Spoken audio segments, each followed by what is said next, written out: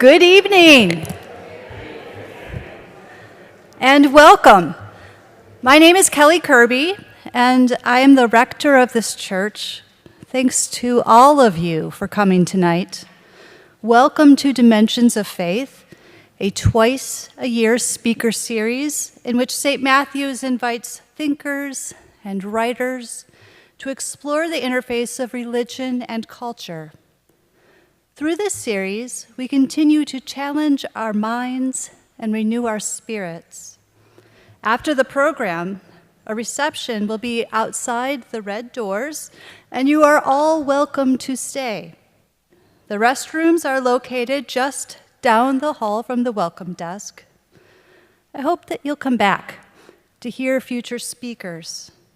Next year, Father John Deere, one of the most well-known voices for peace, will be with us. If you are visiting St. Matthew's or new to this community, I suggest that you try out one of our skill-sharing classes in addition to our lectures. These standalone classes demonstrate a practical skill while exploring how each person's calling bends the world towards wholeness. It's now time for our vestry member and congregational leader, Robin Garr, to come forward to introduce our speaker.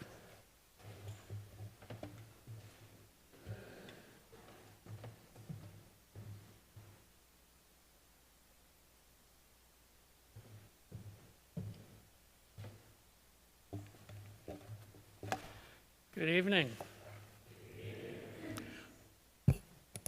Who doesn't know and love Mary Magdalene? We know all about her, too. We read about her in the Da Vinci Code. We know that Jesus and Mary Magdalene had a child together. We know that kings of France descended from that union, a truth carefully hidden in a massive conspiracy by powerful forces.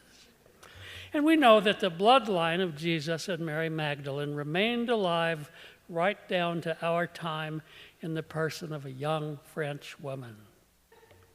We all know that story. It must be true, right? Well, no, it's not. But here's a fun fact. Our actual image of Mary Magdalene, as told in the Gospels, we probably get it just about as confused as the Da Vinci Code. It's entirely possible that the narratives that most of us took away from Sunday school, Bible study, and our Sunday Gospels has led us far from Mary Magdalene. Who do we say that Mary Magdalene is? Was she the woman taken in adultery? The woman from whom Jesus cast out 7 demons? The woman who bathed Jesus' feet with expensive perfume, much to Judas's irritation? Was she Lazarus' sister Mary? Was she poor or was she rich? Did she stand at the foot of the cross as Jesus suffered and died? Was she one of the women who came to the tomb on the first Easter morning and found it open and empty? Was she the apostle to the apostles, first to carry back the news that Jesus had risen? Was it she who wept in grief at the empty tomb until, in one of the sweetest scenes in John's Gospel, she recognized the risen Jesus, Rabboni, with loving delight? Mary, Maria, Miriam, Mariam, who was she? It is my delight tonight to introduce Elizabeth Libby Schrader Polczer, PhD, a folk singer and songwriter turned Bible scholar who surprised the theological world with a startling discovery in an early Greek text of the raising of Lazarus in chapter 11 of John's Gospel.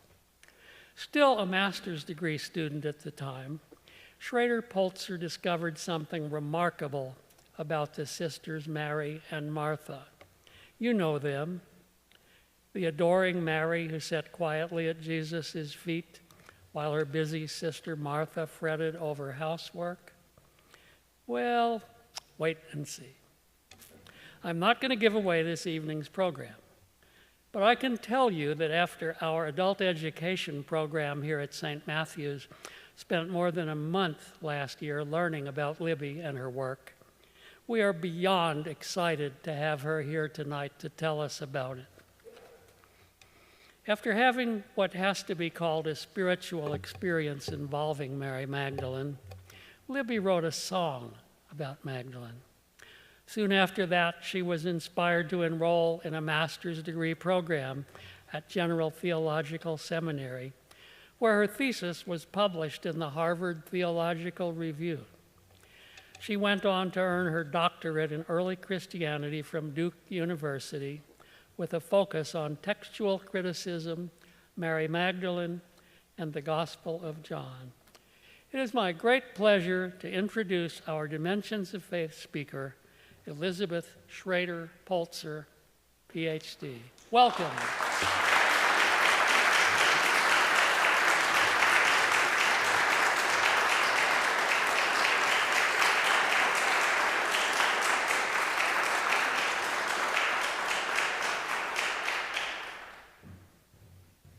Thank you, everyone, and thank you, Robin, for giving your church the idea to bring me here for the Dimensions of Faith. What is it, a lecture series? Is that what it is? Thank you very much. I'm so pleased to be here, and thanks to all of you for coming out and being willing to hear a little bit of Bible scholarship this evening. I've heard that you're a very theologically curious congregation, and I'm happy to, and just community here, so I'm really happy to share this with you. So as Robin was saying, when I was a singer-songwriter, it was actually before I started my master's program, I had written this song about Mary Magdalene, and it inspired me I wanted to look at the world's oldest copy of the Gospel of John. There it is. That's what it looks like. It's called Papyrus 66, and I found out that in this manuscript, the name Mary had been crossed out a couple of times. And I wondered, what have people done about this? Because it was discovered in the 1950s. People commented on it in the 1960s. They said, oh yeah, the name Mary's been crossed out a few times. And that was the end of the scholarship on this papyrus and on the story of Lazarus. So I did enter, because of that, that's why I entered the master's program at General Seminary. And so Robin did talk a lot about Mary Magdalene in that introduction, a wonderfully broad introduction to Mary Magdalene that he gave there. But what I'll be talking about here is the story of Lazarus being raised from the dead in John's Gospel. And so some of you might say, I thought this was going to be about Mary Magdalene. Why are we talking about Lazarus, Mary, and Martha? That's a different family, right? And I would just say, hold. We are definitely going to get to Mary Magdalene at the end of the talk, but it's going to take a little while to sort of wade through and see exactly what is going on here.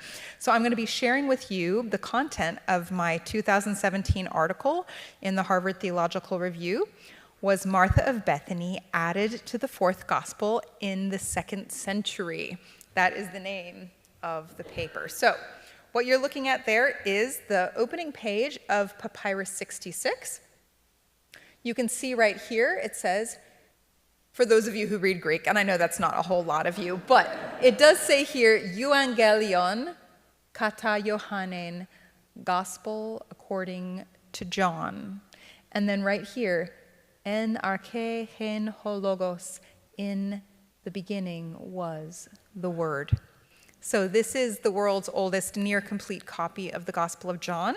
It is a codex held at the Bodmer Library near Coligny, Switzerland, and it is generally dated to approximately 200 AD.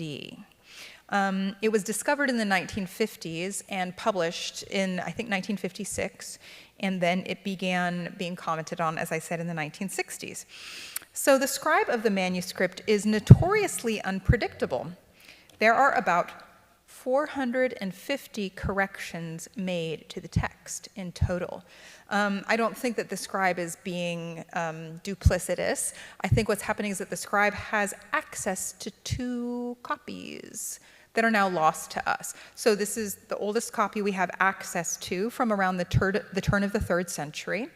And this scribe has access to two other now lost copies, one of which the scribe is copying from, and the other that the scribe is correcting against. So that's going to be important in just a moment. But what's important to know is that this scribe actually was trying to make a good copy. And back in 200 AD, you were lucky to have access to two different copies. Today we can look at 100 if we want to at the same time with digitization and with manuscripts. But this person had access to two, and the scribe was trying to make a good copy. But sometimes different copies say different things because there was no printing press in antiquity, right? So my study begins with chapter 11 of the Lazarus story of the Gospel of John, and this is the story of Lazarus being raised from the dead. And this is where, of course, Lazarus is ill. Jesus comes to visit his friends in Bethany. The sisters, Mary and Martha, send a message to Jesus. He delays, and then eventually he comes, and after he talks to the two sisters, he does call Lazarus out. And he raises Lazarus from the dead, and this actually is the sort of centerpiece of John's Gospel, the final of Jesus' signs before his passion begins. And it is because of the raising of Lazarus in John's Gospel that the Pharisees decide to put Jesus to death. And so it's sort of the culminating, catalyzing miracle that starts to set the action forward toward Jesus' passion. So that's the story that we're looking at. So my study begins here with chapter 11, and there are an intriguing set of variations in Papyrus 66 around the names Mary and Martha for about 5 verses, and I want to show them to you. So let's start by looking at John 11, verse 1. So this is what the scribe writes. The scribe actually writes kind of a nonsense reading. There was a certain sick man, Lazarus of Bethany, the village of Mary, and of Mary, his sister. So that's kind of a strange reading. So people before me had seen this, and they said, oh, this appears to be a nonsense reading. The scribe accidentally wrote the name Mary twice. And we don't know why the scribe wrote his sister, but the scribe corrects it, changes. So for those of you who do read Greek, or maybe did anybody here do Greek life? Like fraternities, sororities? Okay, that's all you need. All you need to know is what an iota and what a theta is, okay? All right, that's all you need right now. So the scribe here, what it says is Maria, like of Mary, Kai, that means and, Marias, okay? So it basically says of Mary and of Mary, and you can see that there's an iota here. So this that looks like an M is a mu. This that looks like an A is an alpha. This thing that looks like a letter P is actually an R. It's called a rho. So Maria. Now this thing that looks like an iota, it's over here as well. Maria. The thing that looks like an I is an iota. It's like an I. And then we get an alpha at the end. Okay, so Maria. But you can see that the second time the scribe has erased the iota and changed it to a theta. Who knows what a theta is?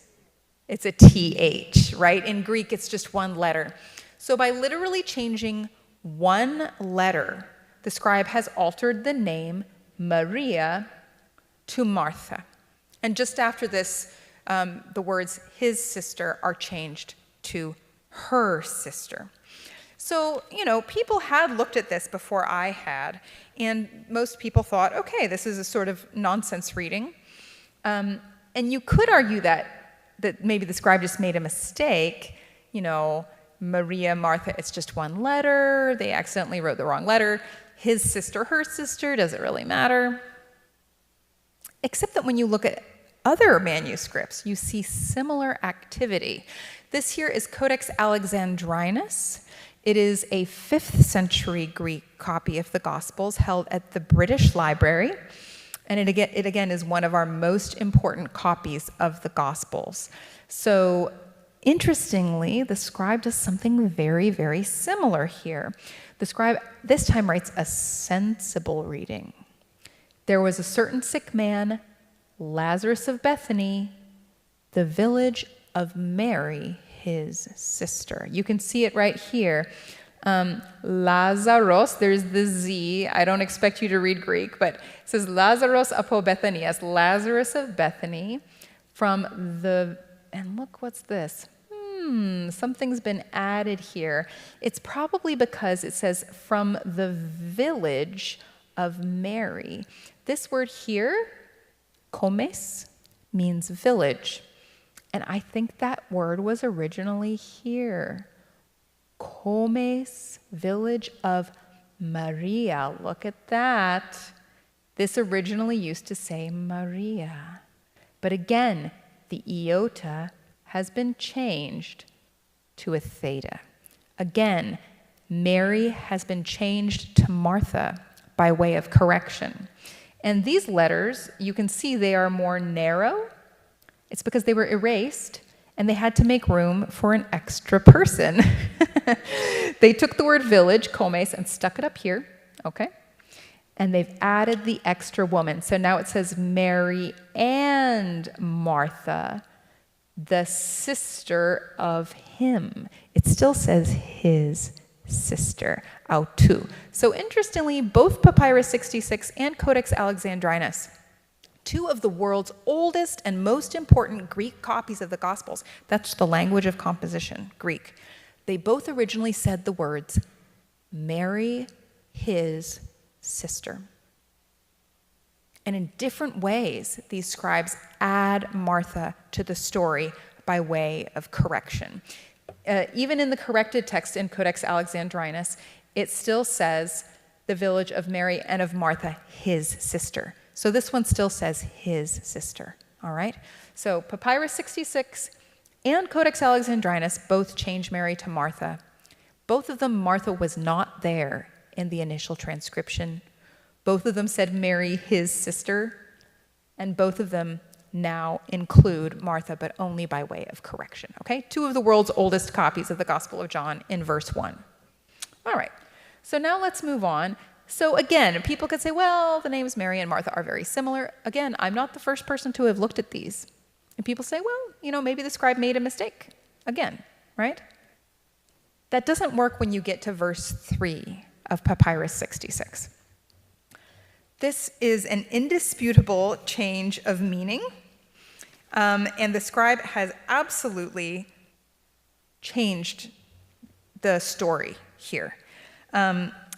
It cannot be explained by the scribe's habits. Sometimes people say, oh, this scribe is sort of unpredictable and sort of does things that we don't really know why the scribe does it.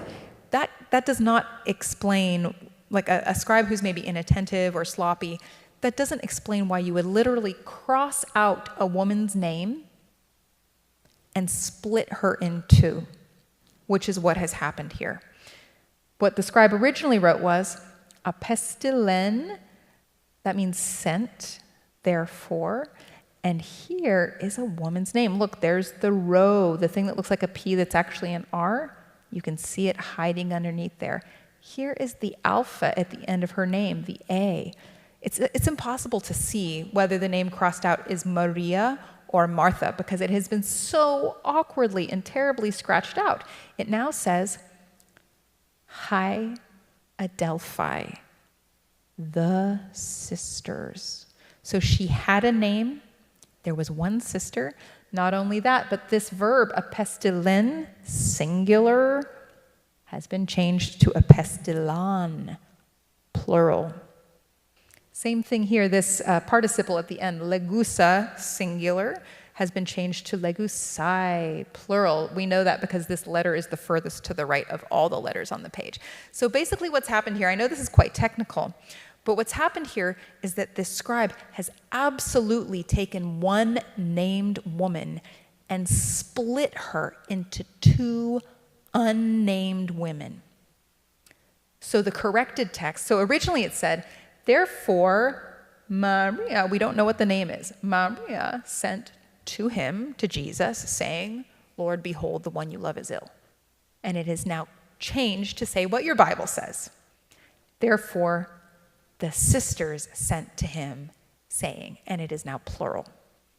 So you can see that in Papyrus 66, what you could maybe write off as just a mistake in verse 1 when Martha is getting added, that's harder to write off here when you've literally split a woman in two. No question that that's what's happened here. And it's not only in Papyrus 66 that you get this. A lot of the first printed editions in English have only one sister in the very same verse, John 11, verse 3. So I understand that we're in Louisville, Kentucky, and you might know some King James only people. Is that true? All right. Well, why don't you ask them which King James? Are you a first printing King James person, or are you a second printing King James person? Because the first printing of the King James Bible has only one sister in John 11, verse 3. Just like Papyrus 66 only had one sister in the exact same verse. So, was there one sister or two? We don't know. If it's the first transcription of Papyrus 66 in 200 AD, there's only one sister. If it's the correction, there's two sisters. In 1611, is there one sister or two? Well, gosh, is it the first printing of the King James Bible? Well, then there's one sister. If it's the second printing of the King James Bible, there's two sisters. So again, whether there's one or two sisters is fluctuating not only in the oldest manuscripts, but in fact throughout the entire manuscript and even the early printed tradition, whether there's one or two sisters that Lazarus has here, okay? Now this one, John 11, verse 4, it's a little bit dorky. It's very, you kind of have to know a little bit of Greek, which I don't get the sense this is your favorite topic is ancient Greek. But I'm going to do my best to explain this to you. It has to do with this word right here, alpha, upsilon, tau, eta. It's either aute or haute, depending upon how it's accented. And these manuscripts are so old, Papyrus 66 and Codex Alexandrinus that I've been showing you, they're so old, there were no accent marks at this time. It's just strings of letters. That's how they used to do it back in the day. They eventually added in some punctuation and accent marks to help people figure out what the text was, because sometimes that can be ambiguous, including in this spot right here. So this word, alpha, upsilon, tau, eta, it could either be haute, which is the nominative. You're like, not the nominative. Oh my gosh, if you took Latin or Greek, like, no. Or the dative, not the dative. It's so boring, right? But if you know Greek, it makes you dangerous. So I recommend learning a bit of Greek if you want to, because then you can look at the manuscripts and actually know what's going on. So this word here, haute, in the nominative, means the word this, referencing a feminine thing. Aute is the dative, and it means to her. They mean two totally different things. It's sort of like in English, you could say grin and bear it, B-E-A-R, or you could say watch out for the bear, B-E-A-R, right? It's spelled the same, but it means two totally different things depending upon the context. That's what's happening here. This word could mean two different things depending upon how it's accented. But fortunately, we know what the original meaning was because the scribe has left us a little clue right here. When Jesus heard, he said to her. Then there's a little space, and Jesus starts talking. He said to her, one woman. Remember, the scribe literally, immediately before this, one verse previously, has just split a woman in two. So there literally was just one woman here when the scribe first wrote these verses. But then when you split the woman in two, what are you going to do when you get to verse 4? Because Jesus is not supposed to be talking to only one woman anymore.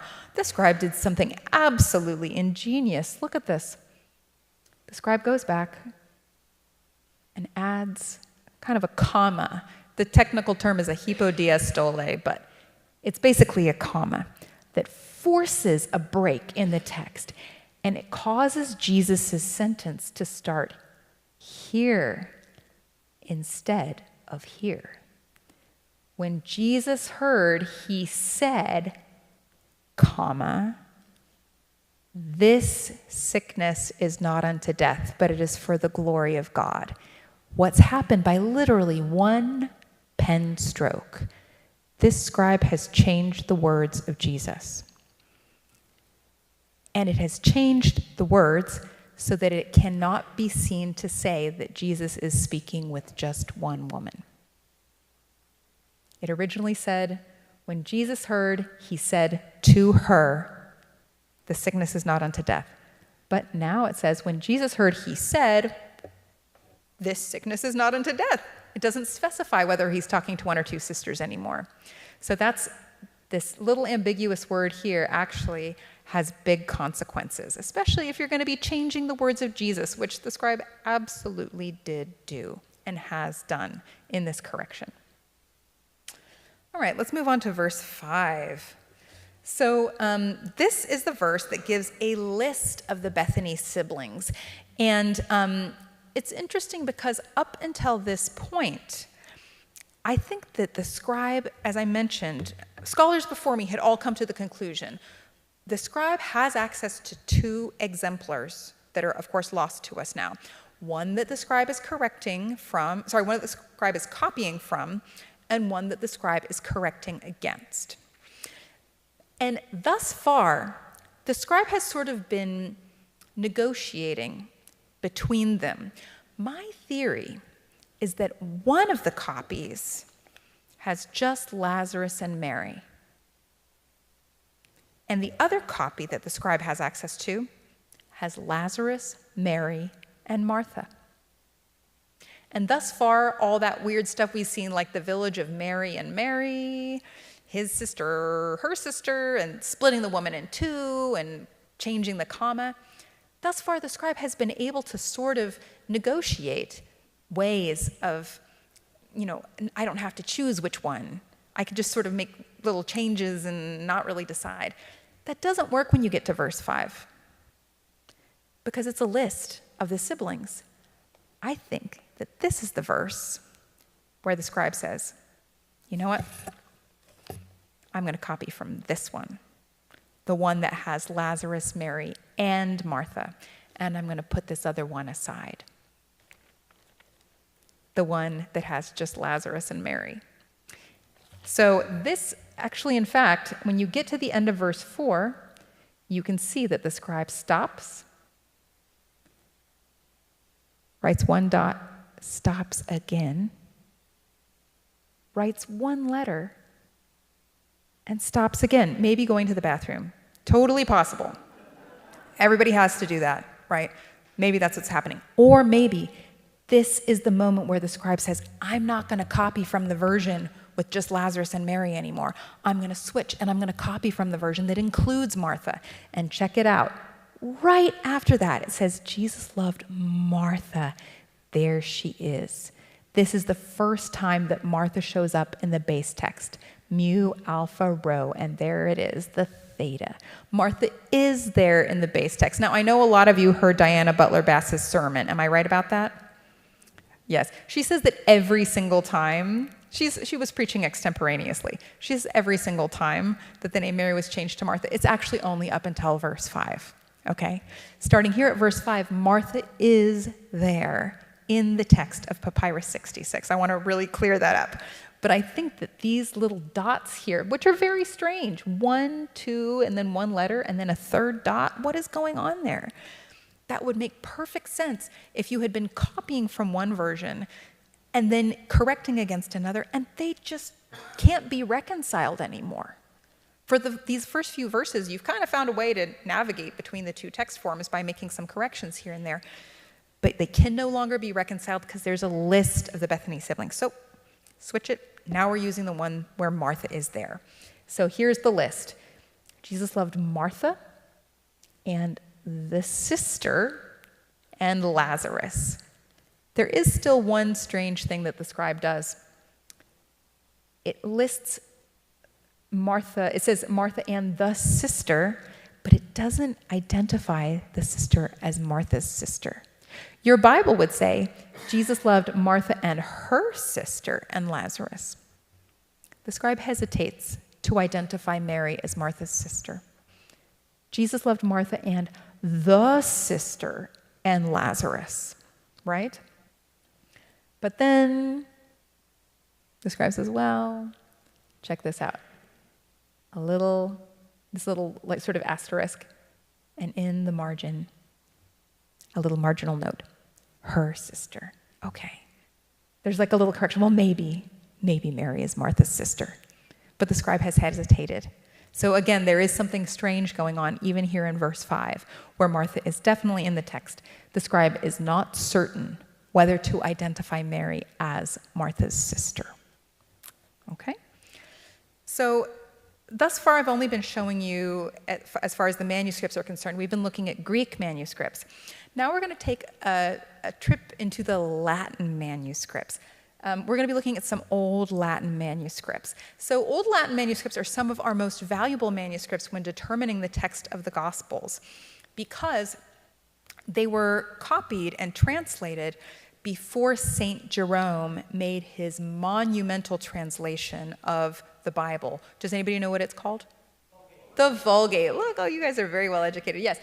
Jerome made his Vulgate translation at the end of the 4th century, where he took both the Hebrew and the Greek, and he translated them into Latin for the Western world.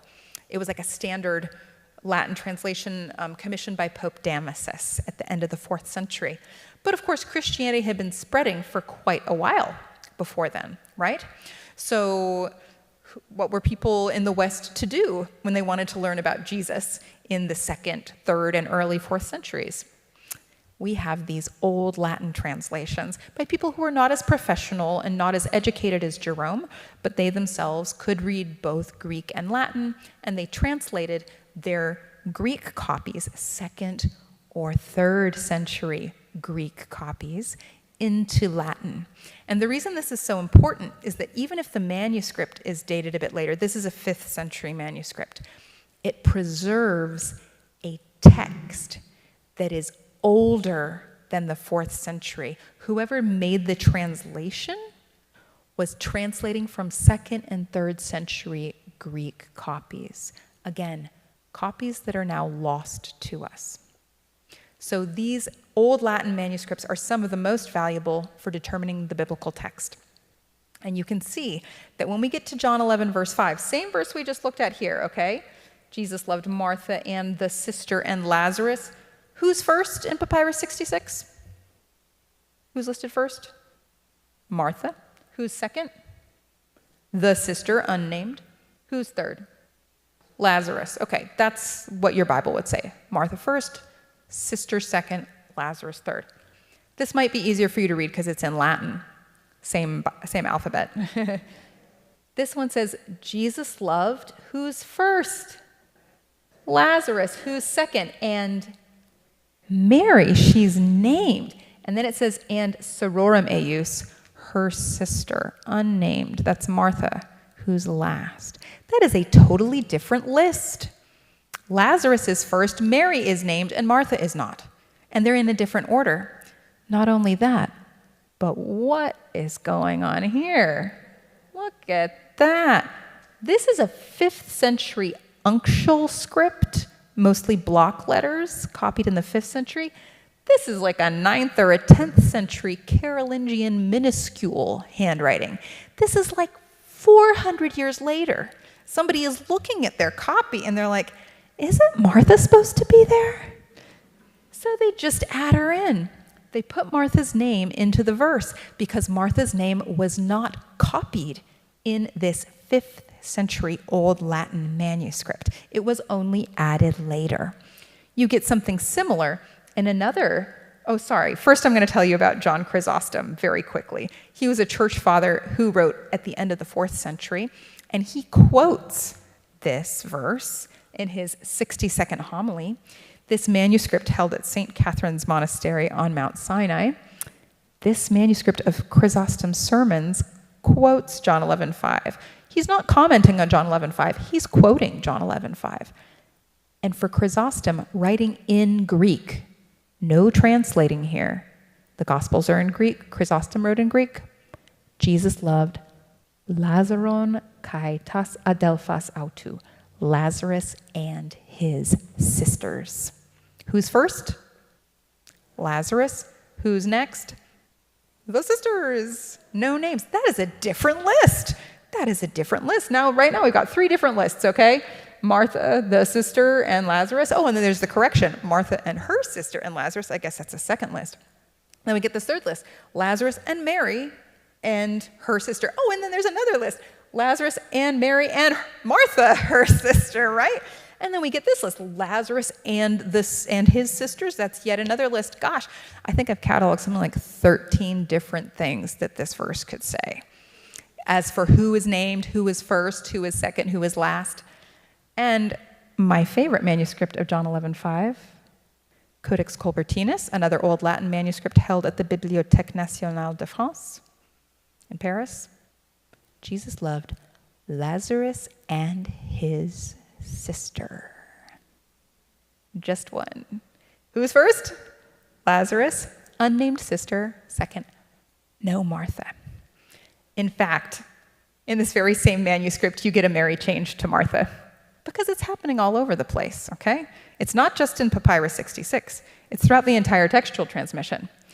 So when I found this, I was at General Theological Seminary. I just started running around the library like a crazy person. I was like, oh my gosh, I found it. And so what I was so excited by is that I realized that if you put this manuscript, this is an extremely important old Latin manuscript, if you put this reading together with the crossed out readings from Papyrus 66, where a woman was split in two, and whereby this tricky comma, if you got rid of the tricky comma and it just said, when Jesus heard, he said to her.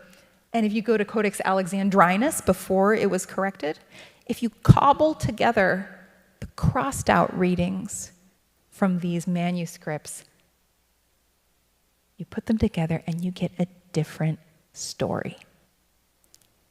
Real readings from real manuscripts of the Gospel of John. These are some of the world's most important manuscripts of the Gospel of John. I would say all the ones that I just showed you are within like the top 20 of the world's most important manuscripts of John, of these verses in the world, okay? So this is the text that you can reconstruct. Sometimes people say, I bet the Bible was changed. Have you ever heard anybody say that? Oh, I bet you the Bible was changed. And I say, okay, great. What did it say before? Well, I bet I know what I said before. It's the thing that they want it to say, right? And I say, okay, show me the manuscript. If something was changed, there was no printing press. If you were going to change something in the textual transmission, it will leave a trace. And I'm saying that these traces are preserved in exactly the place that you would expect to find the text of John, in the manuscripts of John. These are the manuscripts of John. You just have to cobble together the crossed out readings and you get a different text form. There was a certain sick man, Lazarus of Bethany, the village of Mary, his sister. Remember, that's the sensible reading in Codex Alexandrinus before it was changed. This was the Mary who anointed the Lord with ointment and wiped his feet with her hair, whose brother Lazarus was sick. That's the same as your Bible would say. Therefore, Mary sent to him. Remember, there's the crossed out name, and the woman got split in two. If she had not been split in two, therefore Mary sent to him, saying, Lord, behold, the one you love is sick. But when Jesus heard, he said to her, the illness is not unto death, but for the glory of God, so that the Son may be glorified through it. That's also Papyrus 66. And finally, now Jesus loved Lazarus and his sister. Codex Colbertinus. That is a sensible text form, and it is quite long. It's not a conjecture. It's not a conjecture, oh, I bet the Bible said this. No, it is what is called an eclectic text. An eclectic text is when you take different readings from different manuscripts and you put them together to reconstruct into what you think the author wrote. In fact, your Bible is based on critical editions, Greek critical editions, that are also eclectic texts. They have chosen this reading from Codex Vaticanus, this reading from Papyrus 66, this reading from Codex Sinaiticus, and said, okay, we think that this is what the evangelist wrote. It doesn't match exactly any one manuscript that's out there. Just some very smart people have put their brains together and said, this is what we think the evangelist wrote based on all the manuscripts that we've looked at. That is also an eclectic text, and that gets translated into the Bible that you read, like the New Revised Standard Version. This is also an eclectic text.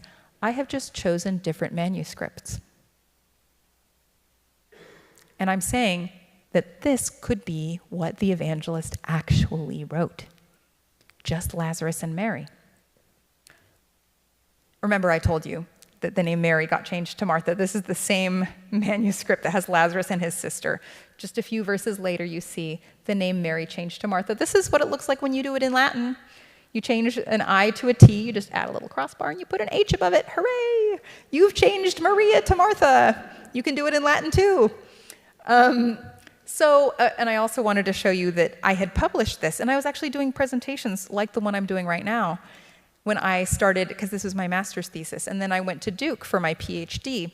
And at Duke, they have manuscripts. They have gospel manuscripts. They're like, ooh, I want to look at those, is there anything cool in there? And my advisor said, oh, you can look at those, but they're quite late. They're 11th or 12th century. I know that what you're talking about is probably something that happened a long time ago. The 5th manuscript that I looked at had a Mary changed to Martha. Look, this is what Martha is supposed to look like. Right here, there's the iota. You can see the theta has been squished. And there's even the accent mark. Maria got erased. And then the theta got stuck in there, so now it says Martha. This is what Martha is supposed to look like. The accent's supposed to be on the first syllable. Martha. This is one of those later manuscripts that actually includes punctuation and accent marks, 11th and 12th century. They finally figured out that that's helpful. So over the centuries, they finally did start putting those in. I'm telling you, 1 in 5 Greek manuscripts has some sort of problem around Martha. I've now looked at, I think, about 180 Greek manuscripts of the Gospel of John, not in person usually. This was nice to see this one in person. Usually transcriptions or photographs online. 1 in 5 Greek manuscripts has some sort of problem around Martha's presence, and 1 in 3 of the old Latin copies has a problem around Martha. And some people are like, well, okay, but I know Martha, Martha is the one who serves, and Mary's the one who sits at Jesus' feet. I'm like, that's Luke's gospel. That's a different gospel, right? And as for those of you who came to the services, as I mentioned in the sermon that I gave, there's no brother in the Gospel of Luke. It's just Mary and Martha in Luke's Gospel. So what if Mary and Martha in Luke are a different family than Lazarus and Mary in John? Mary was a very common name. It was the most popular woman's name at this time in the 1st century. So Martha and Mary, also in Luke's Gospel, they appear to be in the north, in Samaria or Galilee, whereas Bethany, the story of Lazarus, is in the south, in Jerusalem, or just outside Jerusalem. So maybe Martha and Mary from Luke are totally different than Lazarus and Mary. But people say, but Martha, in John chapter 12, Martha serves a supper. That's true. But which manuscript? Because a lot of manuscripts, Mary serves the supper. Kai he Maria diakone. This word, diakone, is at the root of which word? Deacon, yes. Maria served. They are later, but there are many manuscripts that say that Mary served the supper in John 12. So, and in fact, serving wasn't something that only Martha did. Remember Peter and his mother-in-law, and Jesus went and healed the mother-in-law diakone there too. It's something that people did. Okay, so it's not specific to Martha. Here's that story of Mary and Martha in Luke chapter 10. As they went on their way, he entered a certain village where a woman named Martha welcomed him into her home. She had a sister named Mary. This is the story that people usually think of when they're thinking just of Martha and Mary. And I'm saying, I have no problem with this story. Martha is still there in your Bible. Don't worry. She's there. She's in Luke. right? This is a good story. I like this story. But the problem is that if you take Martha from Luke and you put her into John, it sort of distracts the reader of John's gospel into this story. If you're just reading a story about Jesus raising Lazarus from the dead and Lazarus' sister Mary saying, "Lord, if you'd been here, my brother would not have died," you wouldn't at all think of this story. It's only because Martha is there that the reader is sort of distracted and like, "Oh, Martha and Mary, I love that story. I'm a Martha. My sister's a Mary," right? That's like sort of like, this is what people immediately think of when they see the word Martha. But if Martha's name were not there, you would never even think of this story when you're reading the Gospel of John. In fact, because of this passage in John's Gospel, the anointing, where Mary of Bethany anoints Jesus' feet and then Judas criticizes her, you would be more likely to think of a different Mary. At the end of this passage, when Mary anoints Jesus and Judas criticizes her, Jesus says, "Leave her alone. She bought it so that she might keep it for the day of my burial." How many women named Mary are at Jesus' tomb in John's Gospel? 1. Mary Magdalene. That parallel where Jesus is saying, "Let her keep it for the day of my burial," a woman named Mary, and then there is a woman named Mary who shows up at his tomb, right? This is the scene where Jesus appears to Mary Magdalene. He says Mary, and she says Rabboni, and then he says, "I'm going, do not cling to me, but go to my brothers and say, I am ascending to my Father, your Father, my God, and your God," right? There's, in fact, so many similarities between these two stories that would explain why so many people in antiquity did think that Lazarus' sister Mary was Mary Magdalene. We know that Hippolytus of Rome, a 3rd century bishop, he thought that Mary of Bethany was Mary Magdalene. St. Ambrose, 4th century bishop of Milan, mentor to St. Augustine, St. Ambrose thought that Lazarus' sister Mary was Mary Magdalene. Even those heretical Manichaeans from the 3rd century, in the Manichaean Psalm book, they reference Mary Magdalene as the same person as Mary of Bethany. 3rd, 4th century, people are definitely identifying Mary of Bethany as Mary Magdalene. And I'm saying maybe it's because of all these parallels that John the Evangelist crafted between Mary of Bethany and Mary Magdalene, right? Her name is Mary. She is crying at a tomb, right? Where she sees somebody that she loves dearly rise from the dead. Is that an accident that John has made these two stories so similar? There's even more subtle similarities. Jesus says, "Where have you laid him? Pu tete kate auton." Guess what? Mary Magdalene asks Jesus the exact same thing in John chapter 20. "I do not know where you have laid him. Pu ethikos auton." Same verb, same pronoun, right? It's like a mirror question. Jesus asks Mary in John 11. Mary Magdalene asks Jesus in John 20. Is this an accident? Did the evangelists craft this parallel by accident? There's also the stone that is rolled away from the tomb in both stories. There's even this Latin loan word, sudarion, which means handkerchief. They take the sudarion off of Lazarus in John chapter 11, and then when they look inside the empty tomb, there's the handkerchief all rolled up by itself. So there's all these textual parallels. There's even this reference to "go to my brothers and tell them that I'm ascending to my God and your God." And then also, of course, both Martha and Mary say an identical quote. "Lord, if you'd been here, my brother would not have died." Did anybody ever read that passage in John and be like, did they just say the exact same thing? It's like The Matrix. Did you guys watch The Matrix? The glitch in The Matrix when the cat walks by twice. Do you know what I'm talking about? Some people saw The Matrix. Okay, just a couple of people. It's like the glitch in The Matrix where Martha and Mary say the exact same thing. That's actually a clue for source and redaction critics who work on the Bible that something has been changed when there's an identical passage that happens back to back. And there's actually a bunch of source and redaction critics who had theorized that Martha was a later addition to the text They argued that without ever looking at the manuscripts. Source critics, people like Robert Fortna, John P. Meyer, in his monumental book, A Marginal Jew, they argue, oh, we think that Martha might have been added later. They're basing that on the text as it is in your Bible. They hadn't even looked at the manuscripts, which I think that blew my mind. I'm like, why didn't you look at the manuscripts? You can see that there's something problematic happening around Martha throughout the entire textual transmission. So why does it matter? Let's say that it was just Jesus and Lazarus and Mary, and people thought that Mary was Mary Magdalene. What's the big problem? Why is that so problematic? Why would somebody want to change that? As I was saying in my sermon, for those of you who are here, it probably has to do with the central thesis statement of the Gospel of John, found in John 11, verse 27. Right now, it is Martha that says this thesis statement. Lord, if you'd been here, my brother would not have died. And then Jesus says, I am the resurrection and the life. Those who believe in me, even though they die, will live. Everyone who lives and believes in me will never die. Do you believe this? She says, yes, Lord, I believe that you are the Christ, the Son of God, the one coming into the world.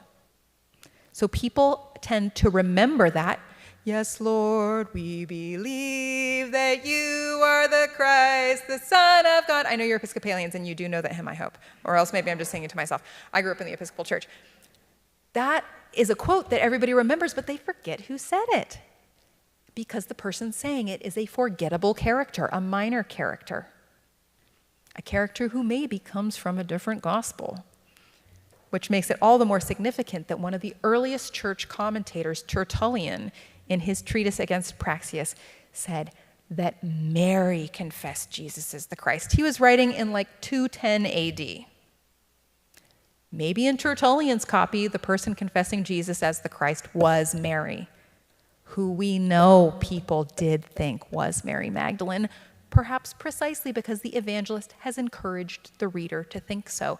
Not on the first read, but maybe on the second or the third read, where they're like, wait, there's a woman named Mary crying at a tomb, and Jesus says, where have you laid him? And doesn't Mary Magdalene say to Jesus, where have you laid him? It's like the same question.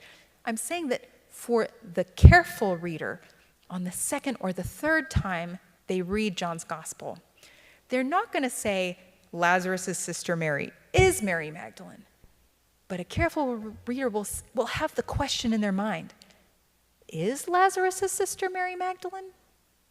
That's the question that would come in your mind if you were to see these parallels between John 11 and John 20. And that would very much be a problem for those who prefer Matthew's gospel or Mark's gospel, where who's the Christological confessor in those gospels?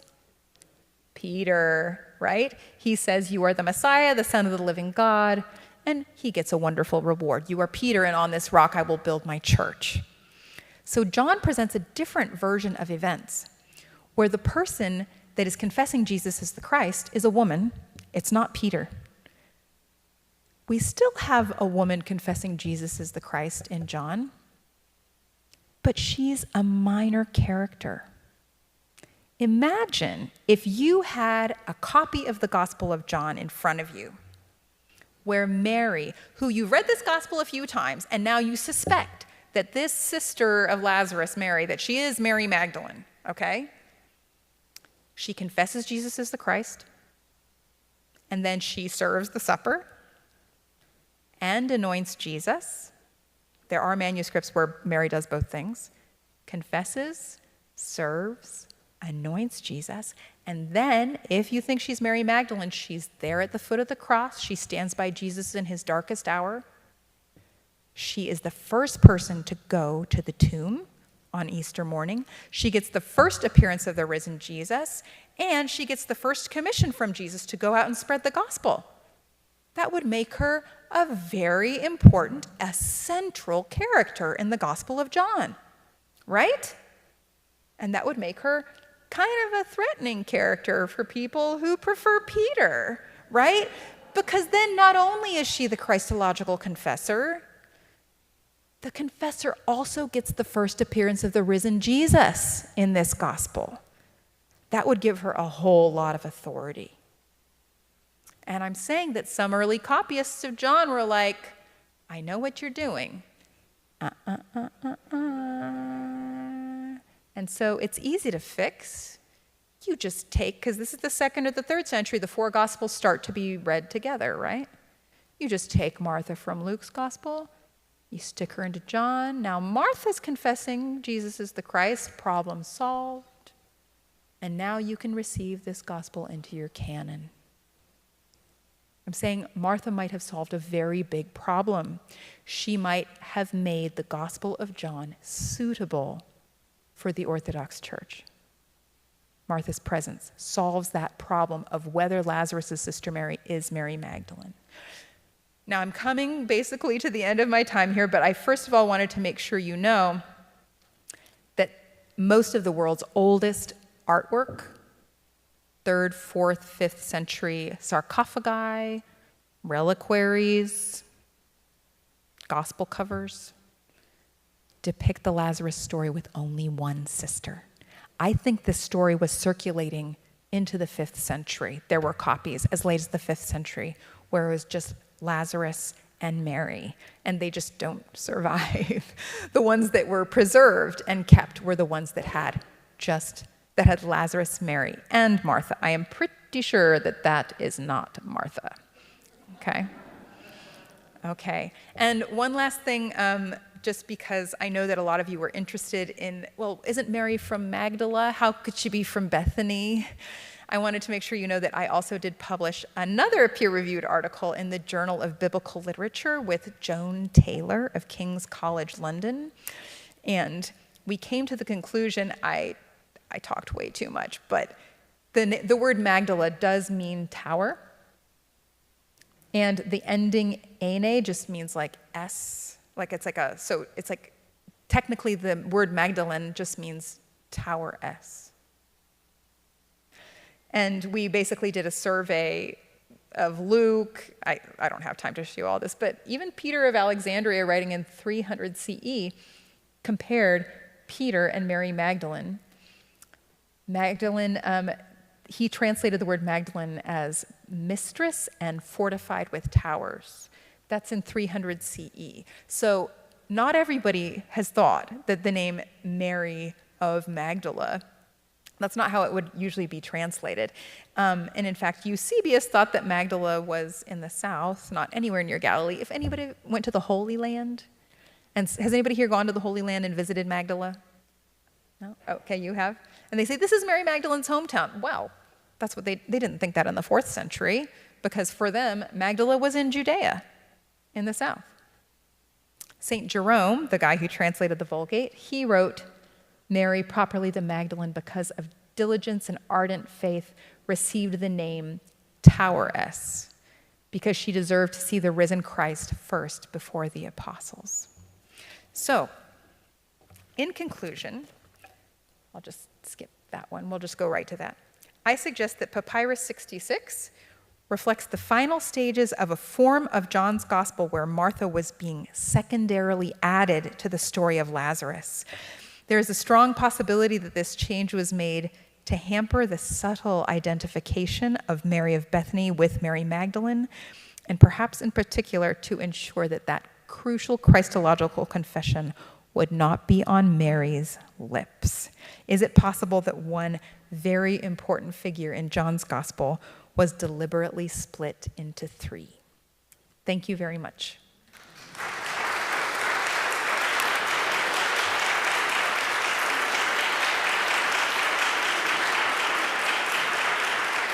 And I think we're out of time, but I am happy to answer any questions that you might have.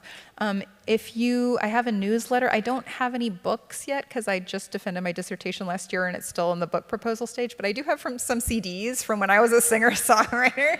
So if you want CDs, I have that. And I also have a newsletter, so feel free to sign up. I don't send very many emails because I'm busy being a professor at Villanova.